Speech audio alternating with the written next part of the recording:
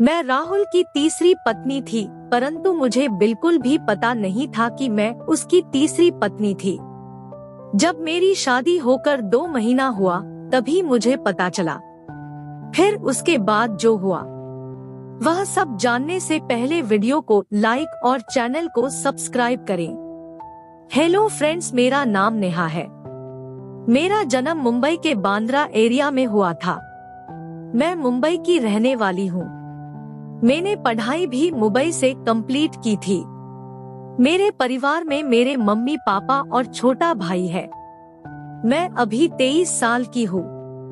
दोस्तों, यह कहानी है इस सितंबर 2023 की। मेरे पिताजी गवर्नमेंट जॉब से रिटायरमेंट हुए थे, तो मेरे घर में रिटायरमेंट का फंक्शन था। तभी मेरे घर में बहुत सारे मेहमान आए हुए थे। पापा जी के ऑफिस में जॉब करते थे। वह सभी लोग मेरे घर में उस दिन आए थे। सभी लोग बहुत खुश थे। मैं भी उसे दिन बहुत खुश थी। मैं बहुत सज धज के मेहमानों से मिलने लगी। तभी पापा ने उनके ऑफिस के सभी कर्मचारियों से मेरी मुलाकात करवा दी। तभी पापा जी के सबसे अच्छे दोस्त का बेटा भी वहां आया था। उसका नाम राहुल था। पापा ने उसके साथ ही भी मेरी ही मुलाकात करवा दी। तभी उसने मुझे देखकर हंसा और उसने मेरे साथ हाथ मिलाया।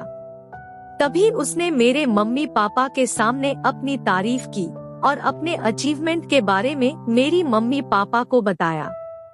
पापा मम्मी उसकी कामयाबी की तारीफ की चर्चा करने लगे। फिर सभी लोग पापा को गुलदस्ता देने लगे।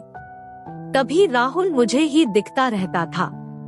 वह पूरे प्रोग्राम में मेरी तरफ ही देख रहा था। जब मैं अपने मौसी की लड़की के साथ खाना खाने गई तो राहुल भी हमारे पीछे आया और मुझसे बात करने लगा। तभी मुझे थोड़ा अजीब सा लगा। बाद में वो मुझसे काफी देर बात करता रहा। तभी मेरे पापा ने हम दोनों को बात करते हुए देखा था। पापा के मन में क्या ख्याल आया वह मुझे पता नहीं, परंतु मुझे बहुत अजीब सा लगा था। फिर मैं वहां से अपने मौसी के पास चली गई। बाद में फंक्शन खत्म होने के बाद पापा के ऑफिस के सभी कर्मचारी मेरे फैमिली से मिलकर चले जा रहे थे। तभी राहुल और उसके पापा मेरे मम्मी पापा के पास आकर कुछ बोल रहे थे। मेरे मम्मी पापा भी खुशी खुशी से बात कर रहे थे और हाथ मिला रहे थे। मुझे वह सब बिल्कुल भी समझ नहीं आ रहा था। बाद में पापा ने मुझे अपने पास बुलाया। उनका नमस्कार करने के लिए बोला। मैं नमस्कार करके वहां से चली गई। फिर हम सभी लोग भी अपने अपने घर चले गए। उसके बाद अगले दिन सुबह सुबह मैं जब पापा मम्मी के लिए चाय नाश्ता लेकर गई, तभी पापा मुझे कहने लगे, मेरे दोस्त राहुल के पिताजी कितने अच्छे हैं और उनका लड़का भी देखने में कितना अच्छा है और अच्छी जॉब भी करता है।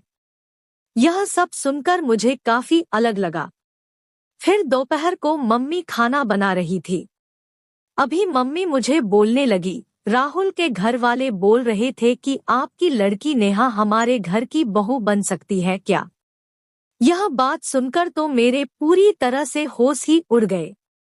मैंने मम्मी से कुछ नहीं बोला और पट से वहां से अपने कमरे में चली गई। मुझे कुछ भी समझ नहीं आ रहा था। तभी पापा मेरे पास आकर बोले, बेटा वह अच्छे घर से है। राहुल भी एक अच्छा लड़का है, तो तुम भी राहुल को स्वीकार कर लो। मैंने पापा से कुछ नहीं बोला, क्योंकि पापा जो डिसीजन लेने वाले थे उनका डिसीजन में स्वीकार करने वाली थी। पापा मम्मी राहुल को अपना दामाद बनाने के लिए राजी हो गए। फिर राहुल के घर वाले को बुलाकर एंगेजमेंट का प्रोग्राम तय किया। उसके बाद हमारी 15 नवंबर को शादी हो गई। हमारी शादी बहुत धूमधाम से हो गई। हमारे शादी के वक्त कुछ समय मुझे राहुल को देखकर ऐसा लग रहा था कि राहुल में कुछ गड़बड़ी है, परंतु वह मुझे देखकर बात घुमा लेता था। जब भी उसके दोस्त उसके साथ बात करने जाते थे तो वह तुरंत बातों को घुमा देता था। तभी यह व्यवहार मुझे कुछ अलग लगा। उसके बाद हमारी शादी पूरी होने के बाद हम सभी लोग घर जाने निकले तो अचानक राहुल के चेहरे पर एक मायूसी थी, क्योंकि सामने एक लड़की थी और राहुल को काफी देर से देख रही थी। राहुल को डर था कि यह लड़की आकर कुछ बोल ना पड़े, इसलिए राहुल ने ड्राइवर से जल्द से गाड़ी निकलवाने के लिए कहा। फिर शादी के दूसरे दिन अगली सुबह में किचन में जाकर चाय बना रही थी, तभी मेरी सासू माँ मुझसे थोड़ी अजीब सी बर्ताव कर रही थी। मैंने सासू माँ की बात सुनकर चुपचाप वहां से अपने कमरे में चली गई। यह बात राहुल को मैंने बताई तो राहुल ने भी इस बात को इग्नोर किया। फिर शाम को मैं सबके लिए खाना बना लिया। सब लोग खाना खाने के बाद अपने अपने कमरे में चले गए। मैं भी अपने कमरे में चली गई, तभी राहुल मोबाइल पर किसी के साथ बात कर रहा था। राहुल ने मुझे देखकर तुरंत कॉल कट कर दिया। फिर उसके बाद मैं राहुल से पूछा, परंतु राहुल ने मेरी सभी क्वेश्चन को टाल दिया। मैं भी यह सोचा कि यह सब विचार करके कोई फायदा नहीं, अभी लाइफ में अच्छे से आगे बढ़ते हैं। मैं जब राहुल के नजदीक गई तभी भी राहुल ने मुझे थोड़ा इग्नोर किया। कुछ समय बाद और राहुल ने रूम की लाइट बंद कर दी। फिर खुद मेरे पास आकर राहुल ने मुझे पकड़ लिया। उसके बाद हम दोनों काफी करीब हो गई। हम दोनों में देर रात तक एंजॉय किया और ढेर सारी बातें भी की। उस दिन से राहुल और मैं खुश काफी थे। फिर ऐसे ही करके हमारे शादी को 2 महीना बीत चुका था। 1 जनवरी 2024 साल का पहला दिन था। तभी राहुल सुबह सुबह नहाने चला गया। तभी उसके फोन पर प्रिया नाम के लड़की का कॉल आया। मैंने सोचा था कि उनके ऑफिस के कर्मचारी हो सकती है, इसलिए मैंने कॉल नहीं उठाया। उसके तुरंत बाद उसका एसएमएस आया। मैसेज में लिखा था, तुमने मेरे साथ शादी करके मेरे जीवन से खिलवाड़ की है और मेरे पैसे और ज्वेलरी भी लूट लिए हैं। तो मुझे वह पूरे पैसे और ज्वेलरी वापस चाहिए, नहीं तो मैं पुलिस रिपोर्ट करने जा रही हूँ। यह मैसेज सुनकर मेरी आंखें फटती से फटी रह गई और मेरा दिल बहुत जोर जोर से धड़कने लगा। यह मैसेज पढ़ते हुए राहुल ने मुझे देख लिया, बाद में अपना मोबाइल मेरे हाथ से छीन लिया और उसने भी वह मैसेज पढ़ लिया। उसके बाद राहुल ने बात घुमा लिया और कहने लगा कि रॉन्ग नंबर है, गलत मैसेज आया हुआ है। तभी मुझसे बात करते हुए राहुल ऑफिस की के लिए निकल गया।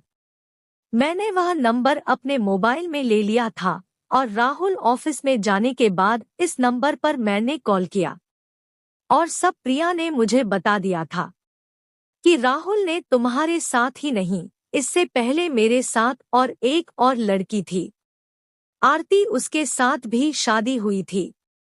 मेरे साथ भी उसने छल किया और आरती के साथ भी उसने छल किया और हम दोनों के पैसे और ज्वेलरी भी लूट लिए थे। यह बात सुनकर मेरे होश उड़ गए।